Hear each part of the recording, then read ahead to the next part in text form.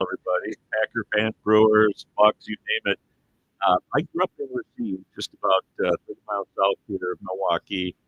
Uh, you know, Studied accounting in college, but my real passion was to play professional baseball. That's kind of my big goal in life, and I'm one to chase dreams. And I went to a junior college in Iowa to play, and was doing well until I slid into second base and hurt my ankle. And Wow. that kind of slowed me down. So I said I better get serious with my accounting, and I went to the University of Wisconsin at Eau Claire, studied accounting, but my ankle healed up. I played varsity ball, played a little semi-pro baseball, but still wasn't good enough to make the Brewers. So decided to try banking instead, and that's kind of where I've been the last 40 plus years. So that's interesting, that your goal was professional baseball. When you and I were on the show a week or so ago, we talked about the fact that we both have philosophy backgrounds, philosophy degrees. In fact. So who would have thought that we would end up doing banking, and now here you are, a person who's on track for professional baseball, and yet now you're a banker. Well, I'll have to say that in baseball, there's lots of statistics, which kind of fed my accounting, finance, and fascination with numbers. So, and by the way, for a lot of kids, how do you calculate a batting average, earned run average? Definitely is a great way to practice your math. So, I would really encourage that. Okay, so there are some numbers that are involved with that. That actually makes a little more of a segue. So, okay, sure, I love it. I love it. Um, I know that we've talked a few times. You mentioned that your dad was a butcher. I just find that fascinating because I see how you've gone to Jake's and picked up some sandwiches for us from time to time, and the way that you enjoy food. Talk about that a little bit, Jack. I'm a carnivore. I will admit it. Hard to grow up in a family of butchers. I actually started with my grandfather who came over from Germany, started a butcher shop, ex meat market in Racine. Oh, Did a lot of custom cuts and specialty meat. I would go to the meat market and I'd dust the cans in the market. And my compensation was I'd get a hot dog or a wiener that they give me. And I think I got a quarter, either a quarter or a quarter an hour. It probably was just a quarter, but that was a lot of money back then. yeah, I'm sure. But my father, my uncle, my great uncle all practiced meat cutting. And then when my grandfather was getting ill, late 60s, and, things changed, all the regulations. They made a decision to close the meat market. And Okay, they didn't have the heart to tell my grandfather because they knew it would be really hard. But my dad went back to college. Uh, he had his 4 degree in finance, but World War II broke out as he graduated in 1942. He enlisted, and then when he got back from the war in 1946, the economy was booming. He felt the obligation to go back and work in the market with his father and his brother. Until like 69, he went back to school, got his master's, and then started teaching at Milwaukee Area Tech. And oh wow. he would teach all the marketing and the management finance classes. But one day a week on Thursday, he had the biggest smile on his face. My mom said he'd be whistling because he got to teach the apprentice meat cutters on Thursday. So, Oh, okay. so he has a business, but he also, had that passion for cutting meat. Yeah. And Well, what I'm hearing is that entrepreneurship was running in the family. very, So very yeah, much, yeah. very much. Actually, Dad kept the books for the market Mhm. with a degree in finance from Notre Dame. He was the guy. And so my dad always regretted when he got back that he had an offer with a big bank in Racine to be a loan officer, Mhm. but he felt that duty and honor to his father to get back into the market. He regretted that, Mm. but he told me when I was going to school, "Boy, I really wish you look at banking as a career." And here I am, And here you 40 are. years later. Yeah, Yep. yeah, So I did it. yeah. How great is that? Yeah. So tell us about your family a little bit. I know that you have a wonderful wife I, because we speak of her often. do. Mary Jean is my wife. We've been married as of yesterday, 42 years. So, Wow. yeah. So, See the applause yeah. coming from Jermaine. Yeah. She's quite a woman because, of course, she married me with all my flaws and imperfections. Well, Uh, one thing you've said about her is that she's a fabulous cook. oh, she, she was busy yesterday making cupcakes. Today is my granddaughter's birthday. She's 5 years old today, That's Penelope. Penelope? Yep. And Okay. I have a grandson, Max, who's 2.5. And I have two children, obviously. My son, Ben, who's 40. He's an ER doctor in the Madison area. Wow. And my daughter, Julie, is 2 years younger than Ben, and she is in Chicago working for Dyson, doing How a lot of nice. branding and innovation, kind of some really fun stuff. Yeah. So Yeah. it sounds like you've got your son and your daughter, and they're doing big things. I would imagine Ben had his work cut out for him as an ER doctor. It's a tough job. Healthcare has gone through so much with the pandemic, challenged an awful lot of medical professionals, and I just have the utmost respect for them. And he doesn't talk about his job much, but he's out there saving lives and stabilizing people that come into the ER. And he's seen a lot with his residency in the Chicago area. And, he learned a lot there too, but he loves what he does. He worked for a lot of the local and the regional hospitals Okay. within about an hour or so drive. And he really enjoys what he does, but it's difficult. It's hard work. Oh, I'll bet. So I would like for you to just take a moment and give a special birthday wish to Penelope, because hopefully you'll be able to watch this back later with her and let her see you mention her on the video. I appreciate that. Happy birthday, Sweet Pea. That's what we call her. That's perfect. Yeah, Her name. she's no longer an acting 5-year-old. She's an actual 5-year-old now today. So she is joy and sparkle in my eye, of course. Oh, of course. And then your grandson is 2 years old? Max is 2.5. Yep. Okay. And they're Let's just say growing. hi to Max too while we're at it. Hello, Max. Hey, buddy. How's it going? So I'm making a point of all of this, John, because one thing that I have learned in my observation of you, as much as you are a whiz when it comes to money and financials and knowing what to do in terms of CFO functions with the bank, I would say your greatest wealth is your family. Oh, well, thank you. When I hear you talk about them, that's what comes through. They are indeed, without your family and the love and support, obviously I could never have started a consulting business, that entrepreneurship that we talked about. So a special shout out, Mary Jean, I know in particular, she was very supportive. And there's risk when you become an entrepreneur. I know a thing or two about that. You walk away from that regular paycheck, and you have to pay for your benefits and everything else. So, it was a journey and one that I never looked back. It's been a wonderful opportunity, provided a lot of really neat advantages, and I get to meet wonderful people like you and Ernie. Thank you. Thank you so much. So, John, talk about your career a little bit in terms of how you got started. What type of work were you doing? And walk us through a little bit. As a CPA, I started in an accounting in a banking environment, and worked as an internal auditor, which was a kind of a neat way to run the bank. Every department, you have to understand the controls and how things operate. And then from there, I went to work up in our corporate group where we had 9 banks at the time, and we had to kind of manage each one of those and help support them. And then for the last year and a half in that company, this was up in Wausau, Wisconsin, I was actually the accounting officer for their lead bank in the Wausau market.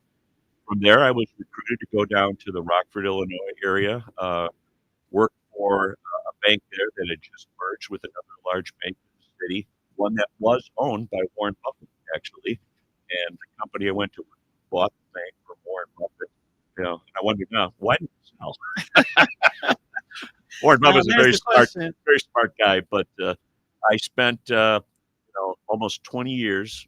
Started there in the accounting, was made the corporate controller, and then at age 32, I was promoted to be the chief financial officer of this super community bank that had grown to about $2 billion in assets. So it was a good-sized bank.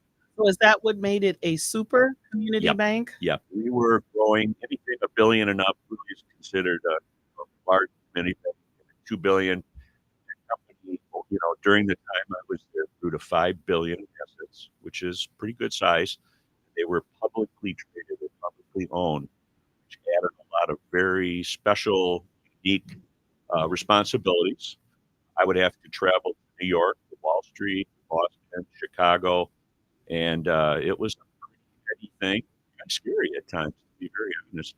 I'll bet because it sounds like you were pretty young still. You were Uh, only in your early 30s. very much so. Yeah, I kind of recall going to New York. It was a little intimidating, to Mhm. be very honest, but it helped me to, sharpen my skills. And, you grow up pretty quick.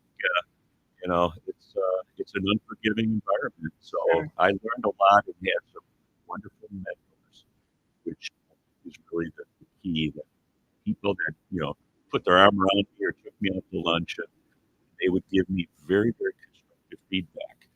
And part of what I want to do now is to share my experiences and the mentorship I pass that on, as Right. they say, pay it forward, so to speak. Absolutely. And there's nothing like that value of the experience that you can get from talking to someone who's been in your shoes. Exactly. So after I left that company, after almost 20 years, they were going through a CEO succession. I had been running a large commercial banking group with about 300 people in it, which was really fun. And having been the CFO and being kind of the back room, so to speak, and now going out with our loan officers, talking to customers face to face, is where I really found my passion of what I really enjoyed is meeting people, going to visit their business, talking about their business model and how they operated and kind of their view on running a business. And it was just fascinating.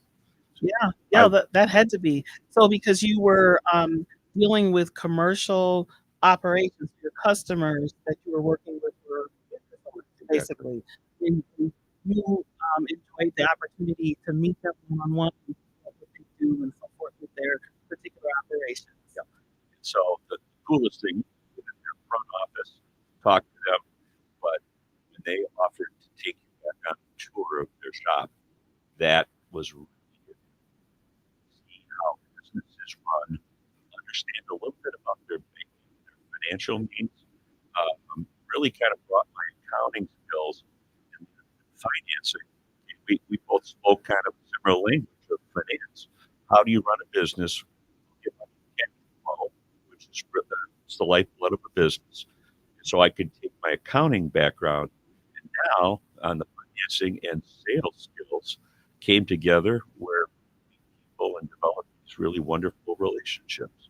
And that sounds like going above and beyond, as a banker to go out to the, individual businesses where your customers work and talk to them about their operations and go in the back room and talk with them a little bit more about their accounting functions and so forth. That sounds above and beyond. To me, it's essential. One of the questions that I would ask people as I go out is, tell me about, what are your biggest headaches, your biggest risks, what keeps you up at night. And when you get inside their mind, the big thing they want to know is, can I borrow money? Do you have the capacity to lend me if I need it? And that's a really important part of banking is when people have a financing need, they need to know that the bank's going to be there to help them out. And that was critical. But get them to kind of share what was really on their mind and how the bank could help. You can't do that sitting at your desk. Okay. That was the big lesson I learned. That going out there, you had a much better appreciation for how you could serve. Okay, that sounds good, and I appreciate those comments. Looks like it's time that we're going to need to take a break. But when we come back, John, I'm going to ask you to talk about exactly what is a community bank and what would be your definition of that, and explain that to our audience. I'd also like to give the number if anyone has questions, that anything you'd like to call in. The number here is 414 444 5250. 414 444 5250. I've got John Hecht in the studio with me this morning from Artisan Advisors. Look forward to your call.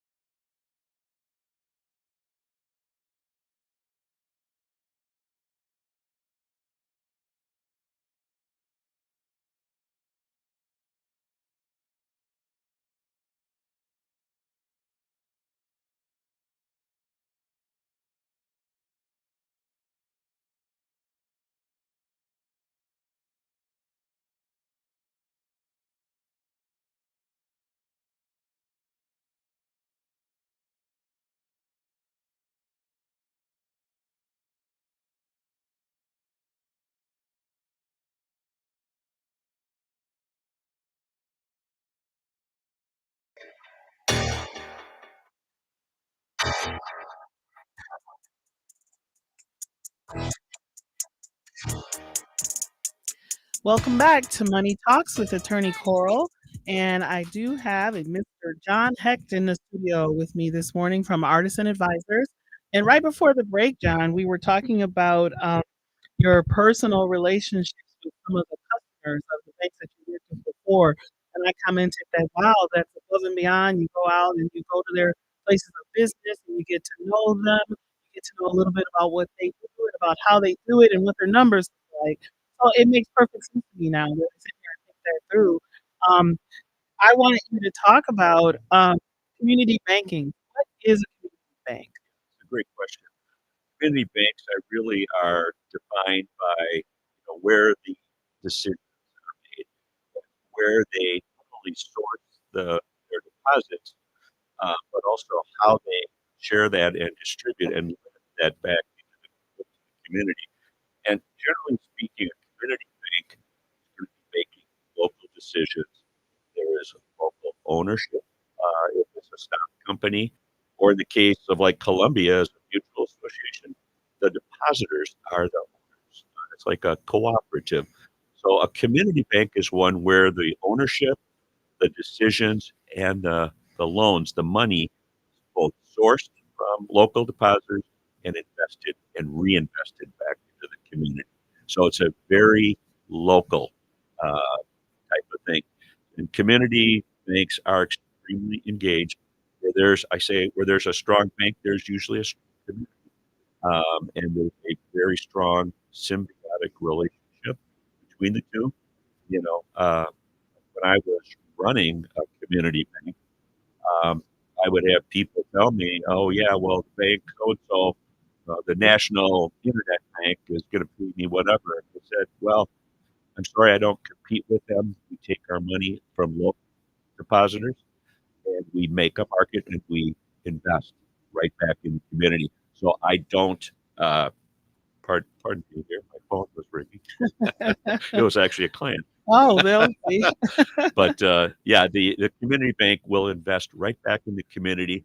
And the other distinguishing feature of a community bank is where the employees, the officers, and the directors of the bank are heavily engaged in the community.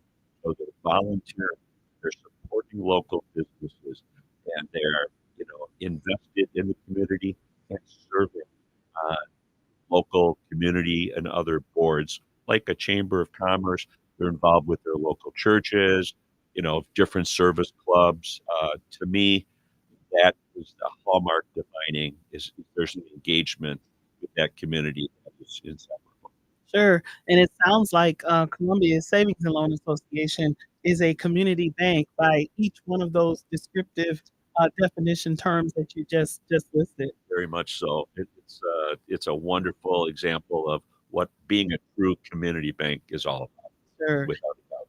And it would seem to me even more important in a community bank to have that type of relationship with customers that you described a little bit earlier. A community bank, you know, again, another defining thing is when somebody walks through the door, they know who it is. They built a relationship. They call them by it's not just a account number. They say, "Hello, Mr. or Mrs. So and so," and a really good community bank call them by first name if appropriate. Yeah. But yeah, those are it's building that relationship locally with people and community banks. Their customers. Right. Well, that's us. That sounds like us. So it looks like we have a caller on hold. Caller, please go ahead. Thanks for calling. Yeah, good morning. Good morning. Morning. Good morning, sir. Welcome to the studio. Good morning, Attorney Cora. Thank you. Yes, Good morning. Good morning, Milwaukee. Tyrone W. Speaker. Good morning, Mr. Rideout. Good morning, Mr. Carson. Good morning, there, sir. Yes, thank you. Indeed it is. I'm with you guys and with green as the stuff on the trees. So, Yeah, we were talking about what a beautiful day it is today. I think God did this one just for us. And, oh, yeah, man, yeah. and we're inside. The humidity is down. Good sleeping weather. You don't have to worry about changing your shirt every 5 minutes. So this is good. This is good. Chill the watermelon. It still goes down like the bowl coming out the refrigerator. Watermelon out the bowl. Or off the rind. That's good. Take it. Tell Sister I said hi, I sure will. yeah. But anyway, a couple questions to the gentleman. I'm liking what I'm hearing there, but I don't know what you're, not to put you on the spot there, but I guess, it sounds real good what you're doing. But I don't know if big corporations gets it. I mean, with high prices and everything, and supply on demand, with food and all the necessities, personal items, toilet paper, everything. It's supply on demand. So, yeah, those type of products, but they need us to keep them going. Big corporations, all the they need the consumer and the money spender, to provide the product. Otherwise, the whole wheel stops. And I don't know if big corporations gets that. I mean, otherwise, some of these prices would come down. And then as a banker, I don't know, that's kind of like two different areas there, but the corporations and then I'm pretty sure you've heard the term pump and dump from the insurance company.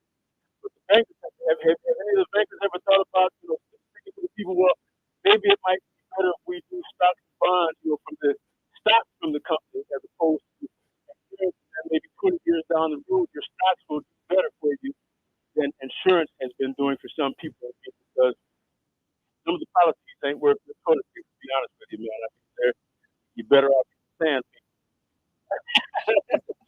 but anyway, yeah, I'll let you run with it. But yeah, the corporations and then the kind of BS that the insurance companies have been giving us over the years, taking the money and then it not being worth the policy says what it is, and then the stock with stock do better for some people 20, 30 years down the road as opposed to insurance. And thank you, Ms. Cora. Thank you, gentlemen. Thank you, sir.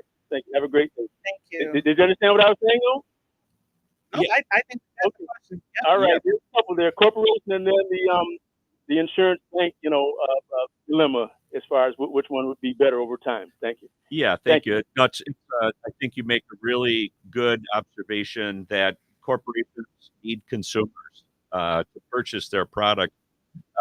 The consumer accounts for about 70% of spending in the U.S. economy. So, absolutely, when consumers are dealing with high prices, especially the inflation that we've seen most recently here, the last year or 2 years combined, it puts pressure on the consumer. And corporations have to understand that they have to be really sensitive to that. And as a bank, uh, we see a lot of the impact that causes, on people's finances. And it is a serious issue that people are living paycheck to paycheck, and some are even having to go and borrow against, their retirement plans or others just to put food on the table.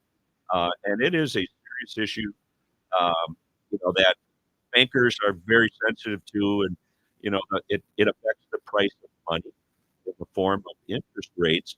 When inflation is high, interest rates also, by definition, are going to be higher, and that just puts pressure on everybody. So I hear your concern with regard to prices, and banks have to deal with the high prices too. We have to pay the employees, and our cost of operating the bank and the systems increase. And if we're going to keep the banking products affordable to the consumer, we have to be really efficient, productive, as much as possible. Your second question regarding insurance companies and banks are a place where people save. They save money. They either have it in savings accounts or time deposits, and banks have to compete for the consumer's savings products. And in that process, they have to offer a competitive rate of interest because that's how banks finance their ability to make loans.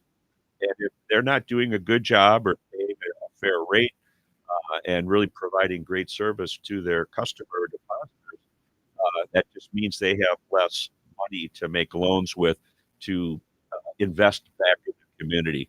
So it is a very connected thing, and I appreciate the question. I hope that answers your question here.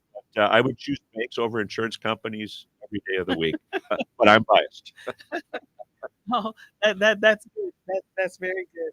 So, specifically, um, even with community banks too, because community banks are the banks that tend to support local small businesses, right? Exactly. So the small business is really the part of the community and the part of the economy where people are employed, and so to the extent that the question might have made reference to more like the larger corporate entities, I think we were talking more about the smaller businesses that we seek to serve and support. Exactly. Great point, Coral. Small businesses are where 75% of the jobs are created in the United States. And to me, a vibrant small business community, local, that serves the people, knows them well, uh, those are the ones that I had the privilege of working with these older entrepreneurs. And, they knew they were competing against large corporations with big budgets. But I think the way that they really thrive is by having a good relationship with their banker so that they can, purchase goods and services that they can then serve their communities with. And the small business to me is so much more responsive to what's going on locally, where the big corporations, without people in those communities necessarily, uh, that's where they can deliver, and having that personal relationship and really meeting the needs of that community so much more effectively. I'm just so passionate when it comes to supporting small business and really making sure that they thrive. Because when they don't thrive, communities suffer. It is just an absolute tragedy to see a small business that's not making it. So bankers have a vested interest to make sure that their customers are thriving. And that was something I was running a community bank, a startup bank, actually.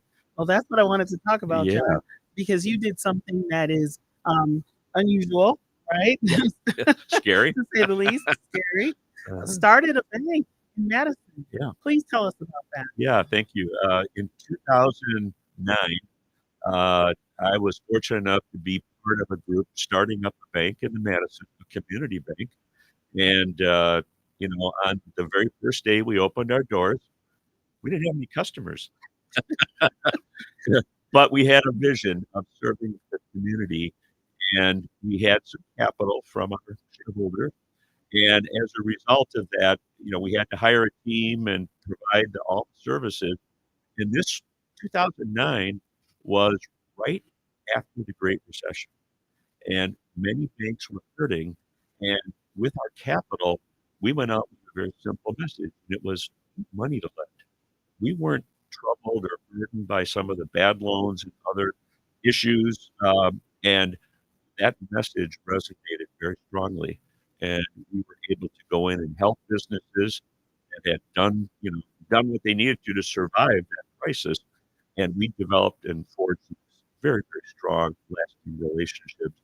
And I was very happy to say after 6 years, we went from 0 customers to over 1,100 households that we were serving, and grew the bank quite nicely.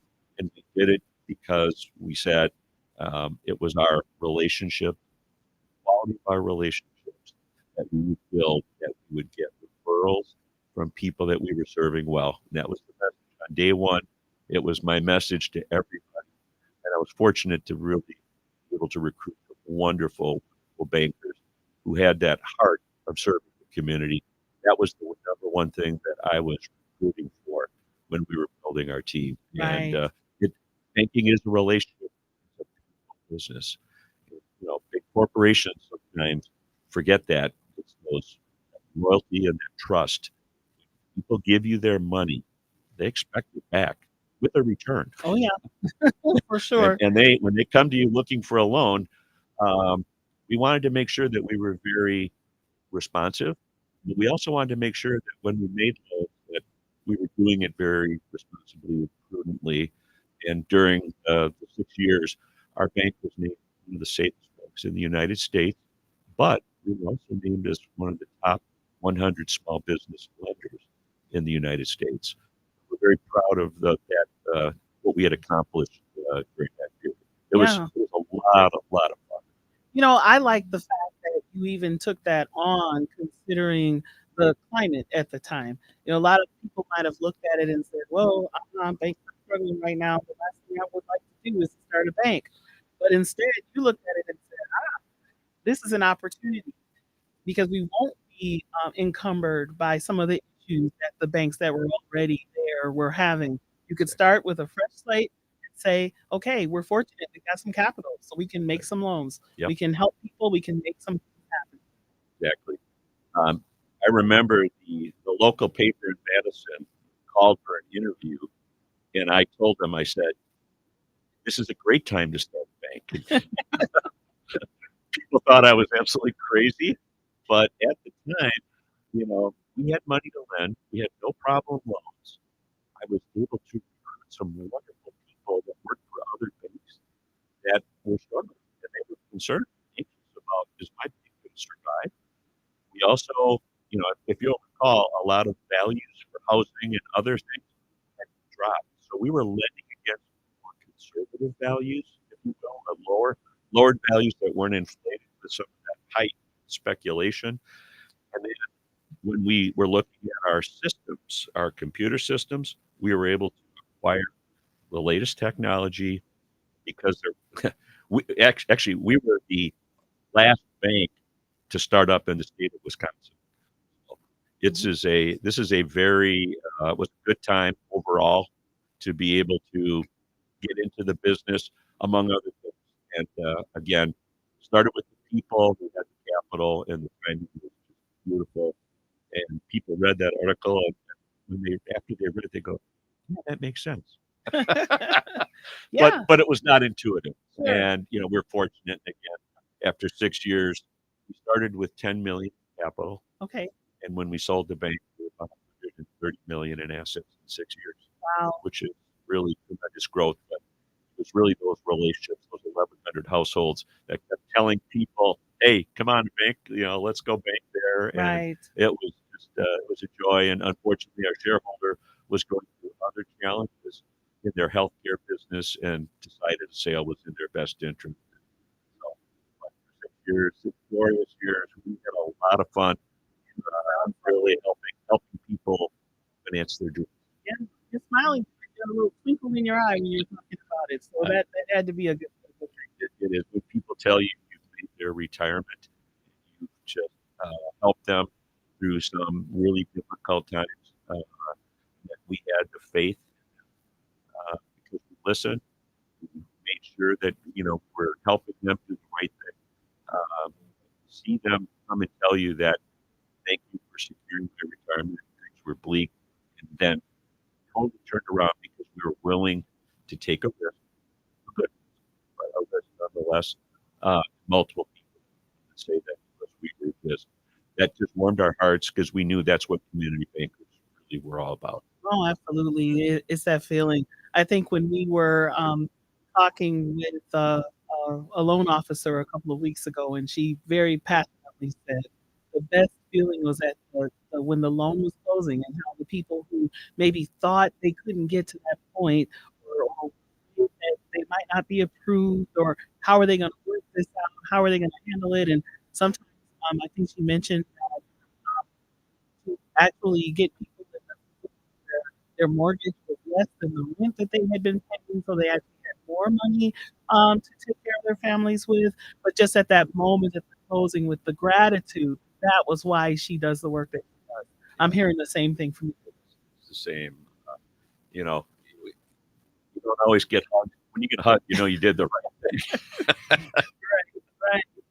So, John, in the time that we have left, because it goes so fast, will you tell us a little bit about Artisan Advisors and what that company is and what you do? Sure.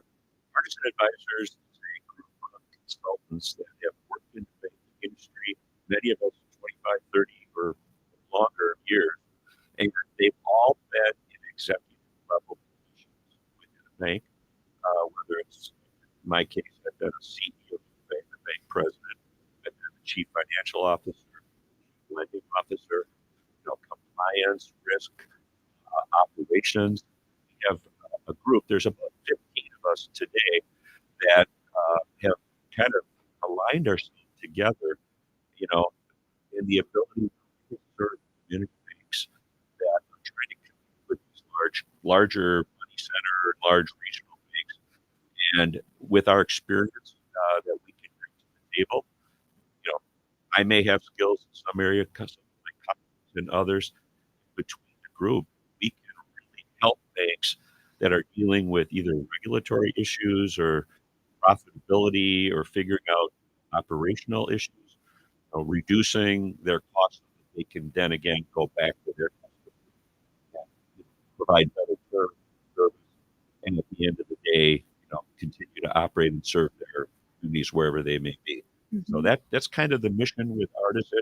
How did Artisan get started? I didn't mean to cut in, because I know when I initially met you several months ago, I was just under the impression that it was you and maybe one other gentleman, but it's much larger than that. It And is. then we also had one of your colleagues doing some work with us too for a little while. Yeah, to hear the two founders, Jim Adkins and Jeff Voss, they're the managing members here of the group. They called themselves reluctant consultants, but I had the reluctant leader, reluctant president of the bank on a Yeah. couple of weeks ago, and now we got reluctant consultants. Yeah, they Jim and Jeff got involved. I'm a reluctant attorney. How's that? We're all reluctant at sometimes, but sometimes life throws us a curveball or an opportunity. And for those two gentlemen, after the Great Recession, many banks, they were in the Illinois market at the time, that were struggling, and many of them failed, and so they would be brought in to help. And eventually, they just realized they're like, "Hey, there's plenty of opportunity here in our sets are such that we can really support banks and kind of get them back on their feet, help them in a time of crisis. And so that's how the firm was born here, so to speak. And in the last, I've been with them now about 4 years. Okay. And prior to that, I was on my own for about 4 years. But what was happening is I'd get calls from clients, and I was trying to figure out how to clone myself because I had 3 and 4 clients at a time, and to be honest, it was just too much. And so I had been referred to them by some very trusted friends of mine, and I learned that they were really people of faith too, which was important to me because when I work with somebody, I know that they have spiritual dimension and really make sure that I can trust them. I know they're good people, their morals, their ethics, and business practices. And boy, just we met the first time we were sharing our life experiences and our faith. And they just, it was like we had known each other all our lives. Mm, And I just said, I want to work with you guys. Let's figure this out. right. And I have been nothing but extremely pleased with the relationship. They are men of their word. We pray together. We talk about things together with me over the phone because one of them has moved to Tennessee, the other one's in the Illinois market. I'm up in the Wisconsin area, but it's just nice to know you can something have back, Right. that you can trust them. Right. That, Right. that to me, when you're in partnership or with a group, people, you need to know who you're with. Oh, for sure. Uh, I see you over there agreeing, Jermaine. Looks like you want to say something. Yeah, see, I was sitting over here working, but I was paying attention to something that you said, and I knew it was something about you when you said that when we first opened up, we had no customers, but we had a vision, and that stuck with me, and that's what really like brought me in because now that you're talking about your faith, it all ties in, like it makes sense because even though when you open up there was no customers at all, but you still believed because you had a vision. It stuck with me. So yeah, Thank you. I appreciate you. Yeah. Thanks, Jermaine. It's I can remember one day that really stuck out. We were in the application mode for FDIC insurance. That's important. You're gonna start a bank, you better have FDIC insurance, Yeah. which Columbia does, obviously. And if you get a banking charter, you have to have FDIC insurance. And we had the charter, but the FDIC certificate of deposit insurance, this is the week of September 8th. This was like things were really looking ugly. This was 2008 on September 11th. I'll never forget that day because it was like the financial world was falling apart. And here I am. I just invested time and energy, to start up a bank. And I was like, oh man, this financial markets are going crazy. And I felt like we were on the edge of the cliff. And it was like, I was just prayerful. And I'm like, wow, what's going to happen here? And I remember going back to the fax machine and I saw a little light on. And I pulled the little sheet from the fax machine. It was the FDIC certificate of insurance approval. And I just closed my eyes and I said, there is a God. Thank you. Because I knew it was real and that God was looking out after us at that time. And that to me was so powerful that having the vision to know that God has got your back. I call that confirmation. Yeah. And so it was a true blessing. He has been very good to myself, my family, and it's just something that, we just appreciated so much, knowing that, God was looking out for us and for our customers. Absolutely. Okay. Thank you. It looks like it's time for us to take a break. We will be right back with more Money Talks with Attorney Coral and our special guest, Mr. John Hecht.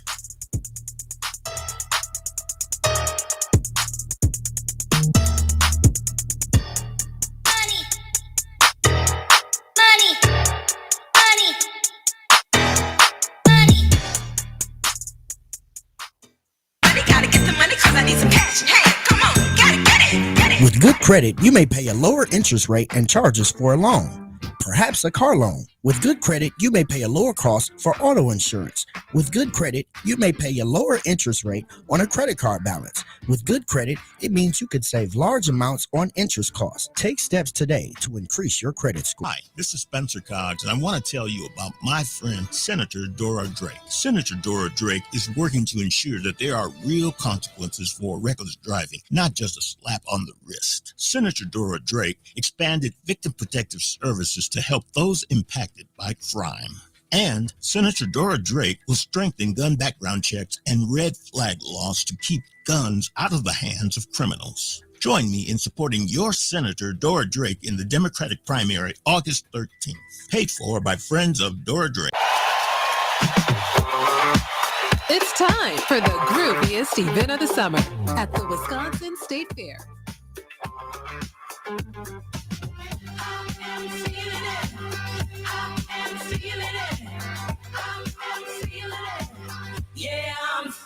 You'll be feeling good at the Wisconsin State Fair, presented by U.S. Cellular, August 1st through the 11th. Yeah, I'm feeling good. Wake up and roll over early at 6 a.m. every second Sunday morning on the M. That's WMLW-TV for the Mary H. Bryant's Milwaukee Friday or Saturday Night Blues. Showcasing local and national blues and jazz artists, it's a blues lover's treat. You'll find yourself locked into every note of every song with unwavering loyalty. This Sunday morning at 6 a.m. on the M. That's WMLW-TV, racing join the jazzy and bluesy crowd of Mary H. Bryant TV. Phone 414-463-6977 to find out more. 414-463-6977 for the Mary H. Bryant's Milwaukee Friday or Saturday Night Blues. WNOV 860 and W293CX 106.5 Milwaukee.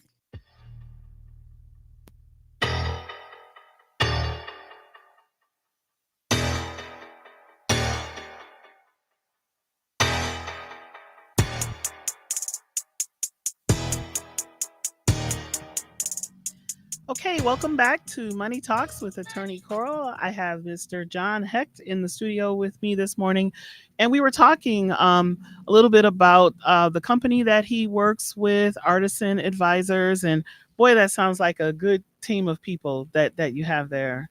We have a wonderful team, and I reach out to them whenever I have questions, need specific expertise, or want to validate something. It's just nice to have somebody I can talk to as well.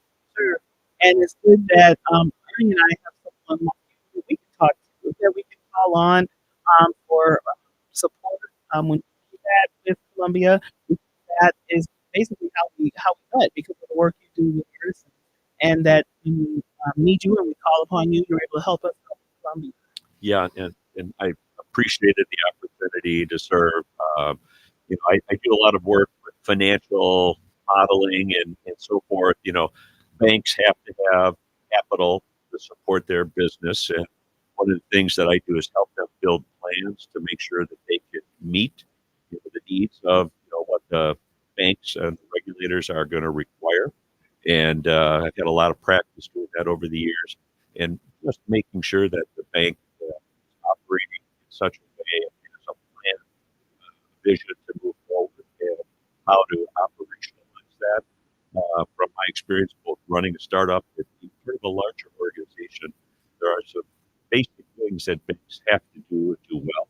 And that's part of what I can bring to the table are ideas, share that, and strategies that really help the bank to make sure that they can meet the needs of the community and continue to operate safe and soundly, that's what the banking regulators expect us to do. Absolutely. And so you mentioned earlier on in our talk here how important it was for you when you were relatively new in banking to have mentors that you could learn from. So I personally want to thank you for doing that in the circumstances as well. Well, thank you. Again, like I said, it's great to share things. I've enjoyed working with you and your role with the bank as the general counsel. And banks need good counsel, whether it's legal or financial, Right. operational. So I think it's a good match. Obviously, to have that for any institution. Yeah, and John knew when I was having a little bit of a rough day the other day. He knew just what to do. He went a few blocks down to Jake's and bought me a nice big juicy corned beef sandwich. Sometimes that just solves whatever. One of the best delis I've ever been to. I've never had a pastrami that good. So thank you, Jake. I hope you're listening. So again, I would just like to, before we close out today, again, just to acknowledge the ladies and gentlemen who are at the bank right now working very hard and holding everything down. Douglas Clark, Eugene Woods, Olivia Clark, and our brand new team, Yumika Miller, Kayla Buford, and next week we will be welcoming Danielle Freeman, who will join the team next week. So Kayla, I would like to say a special happy birthday to you today, celebrating her very first birthday with Columbia Savings and Loan Association. I brought Kayla a little cupcake today. I didn't know she liked cupcakes, but a cupcake and a candle. So we had that waiting for her when she came in this morning. So happy birthday, Kayla. Happy birthday, Kayla. And thank you to the team for all of your hard work. We really, really do appreciate you. So that's it. Money Talks with Attorney Coral.